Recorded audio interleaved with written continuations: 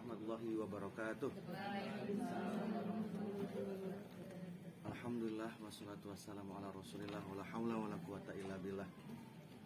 Bapak dan Ibu dimanapun Anda berada, alhamdulillah pada kesempatan pagi hari ini kita bisa berkumpul kembali dalam agenda review buku di sekolah yang tercinta SMA Afrizan Jagakarsa. Izinkan saya pada pagi hari ini menyampaikan review buku. Judulnya adalah Ya Allah, sayangilah istriku agar cinta dan keberkahan selalu menghiasi rumah tangga kita. Subhanallah. Bapak dan Ibu, mohon izin mungkin sedikit berbeda dari teman-teman yang lain ya. Memang ini tidak ada kaitannya dengan pembelajaran kita di sekolah. Namun sebenarnya ini juga bagian terpenting dalam pembelajaran kita, di mana pembelajaran akan semakin mudah, ringan manakala kita telah menyelesaikan berbagai macam persoalan kita, baik di rumah tangga maupun di lingkungan masyarakat. Kalau rumah tangga kita baik, keluarga kita baik, insya Allah di sekolah pun kita akan lebih bahagia. Bukan begitu Bapak Ibu? Benar ya? Baik, Bapak dan Ibu, buku yang saya baca ini adalah buku karangan Bapak Tribimo Suwarno LC MSI. Ya, bukunya cukup sederhana, hanya ada 106 halaman saja. Artinya buku ini saya yakin kita semuanya bisa membacanya, karena memang buku ini disajikan dengan kata-kata yang sangat mudah, kemudian juga mudah dipahami, kemudian kalimatnya juga indah. Intinya bagi saya pribadi, khususnya yang sedang membaca, sangat menarik sekali membacanya. Terutama bagi kita semua yang sudah berkeluarga, buku ini sangat cocok untuk menjadikan bahtera rumah tangga kita menjadi lebih baik. Ataupun untuk para pejuang-pejuang yang akan mencari pasangan sejatinya juga cocok juga buku ini ya. Mungkin nanti sebelum menikah silakan baca dulu. Terutama pasangan-pasangan prianya suruh baca, ini bagus sekali ya. Di sini terangkan persembahan buku ini untuk istri tercinta katanya. Kemudian untuk para suami yang selalu yakin bahwa istri merupakan wanita terbaik pilihan Allah untuk mereka, dan juga untuk para istri yang selalu ingin menjadi wanita terbaik di mata suami hingga Allah tebarkan kemuliaannya pada mereka. Nah, jadi ini cocok buat kita semua. Jadi ini buku ini tidak hanya untuk para pria atau para suami, tapi juga pada kita semuanya, baik untuk pria ataupun wanita yang sudah menikah ataupun yang belum menikah.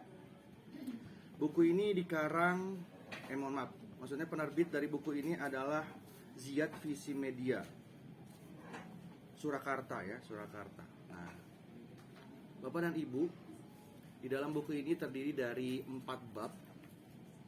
4 bab ini diantaranya ada kata dan petualangan cinta pun dimulai. Kemudian yang kedua itu ada hilangkan benih-benih pemudar cinta. Kemudian kuakui kehebatanmu sayang. Yang terakhir, ya Allah sayangilah istriku. Nah, jadi buku ini menerangkan tentang berbagai macam hal-hal yang bisa kita lakukan di dalam rumah tangga.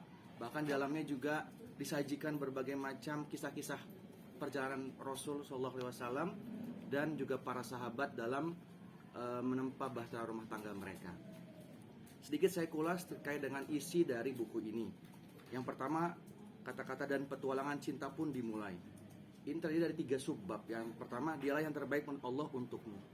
Banyak dari kita mungkin yang sudah berani akhirnya mengucapkan ikrar suci dalam sebuah pernikahan, di mana setelah kita mungkin memilih dan memilah ya pasangan kita, apakah ini cocok dan sesuai dengan kita, dan akhirnya kita beranikan untuk menjalin hubungan suci dalam sebuah pernikahan.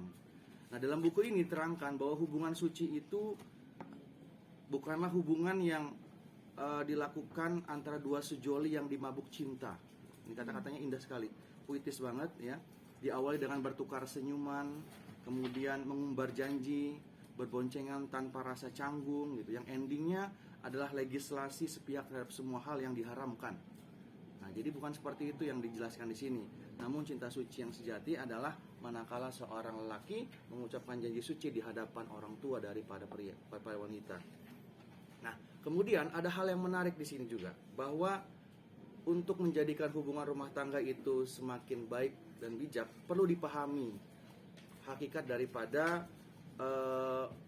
cinta suci itu sendiri. Pernikahan itu pada hakikatnya Allah terangkan dalam Al-Quran, bahasanya adalah hunna libasul lakum wa antum libasul lahun, di sini kalimatnya. Jadi artinya adalah pasangan kita itu adalah pakaian bagi pasangan yang lain. Laki-laki pasangannya adalah wanita, wanita adalah pakaian daripada laki-laki.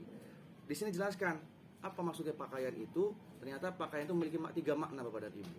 Yang pertama, pakaian itu sangat dekat dengan diri kita, sangat dekat sampai bersentuhan dengan tubuh kita.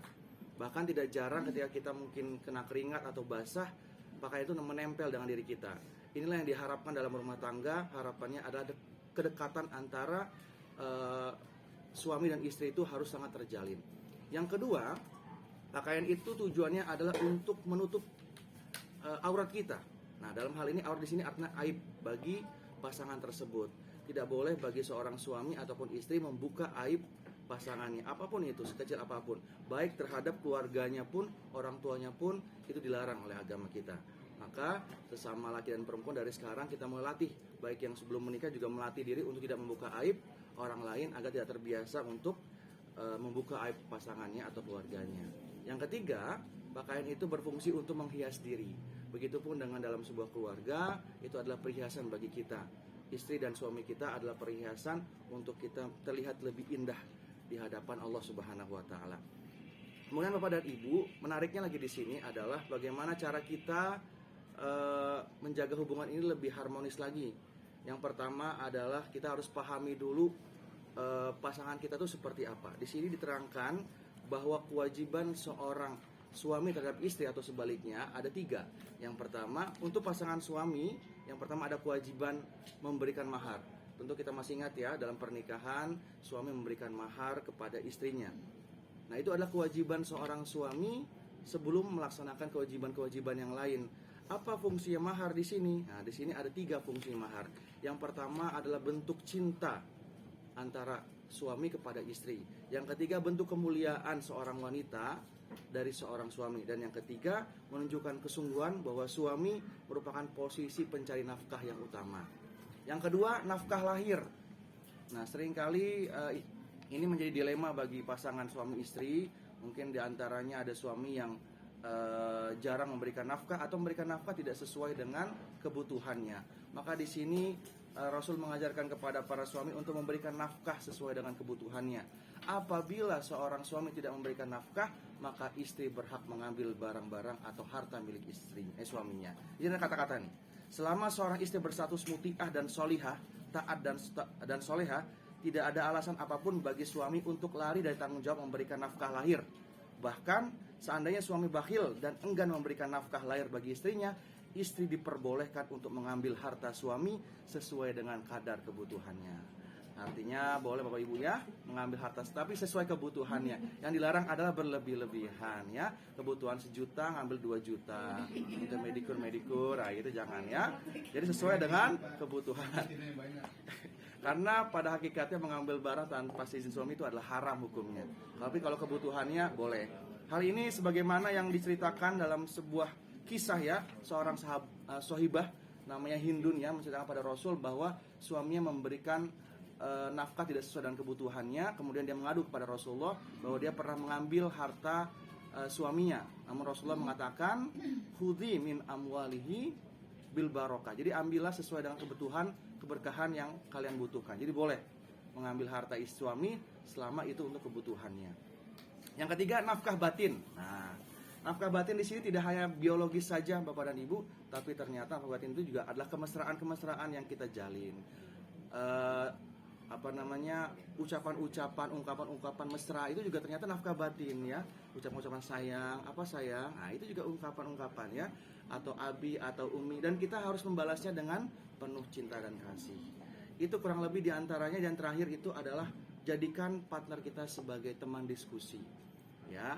Apapun yang terjadi, sekecil apapun permasalahan, silakan diskusikan.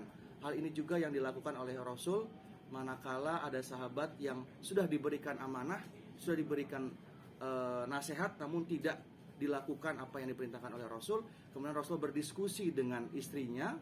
Kemudian istri tersebut memberikan yang bernama Ummu Salamah.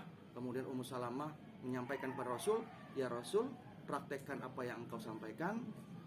kemudian Rasulullah pun akhirnya mempraktekkan dan akhirnya diikuti oleh para sahabat. Ternyata diskusi antara pasangan suami istri kadangkala memecahkan kebuntuan dalam permasalahan dalam kehidupan kita.